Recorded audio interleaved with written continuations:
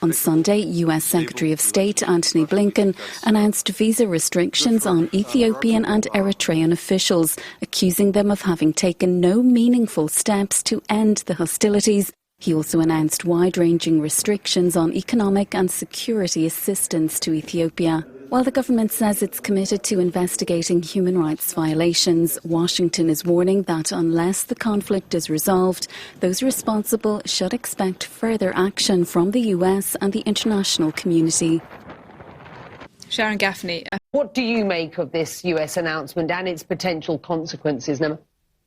Well, it's a very clear message ahead of the already once postponed Ethiopian elections that there will be no credibility with regards to the way that the international community views Ethiopia until the conflict in Tigray has come to a resolution. What we're trying to pass at the moment, Becky, with regards to the financial assistance that the US gives to Ethiopia, that's very clear that they're going to pause everything but critical aid, critical humanitarian assistance, which will be a very big blow because Ethiopia is the largest recipient of US foreign aid in Africa. What we're trying to figure out is how the visa restrictions are going to work, because there is a point of concern there. At the moment, the US supports a joint mechanism between the Ethiopian Human Rights Commission, which is a state-appointed body, and the UN to investigate the atrocities in the Tigray region. Now, is it going to be via these investigations that the US will be basing its travel ban?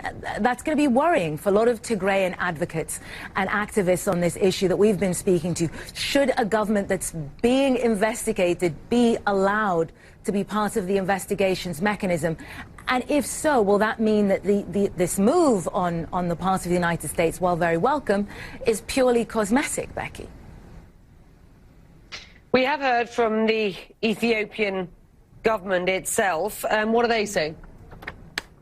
Well, in addition to what would be expected, their disappointment about the impact that this is going to have to the US-Ethiopian relationship, the key line that jumped out to me was their categoric denial that there would be any opportunity to sit down and negotiate with the Tigray People's Liberation Front, the forces that lead in the Tigray region and are currently in conflict with the Ethiopians. They're saying categorically we will not sit down with the TPLF, and that is also going to be quite disappointing for the international community because the hope was that this was going to be a way through this.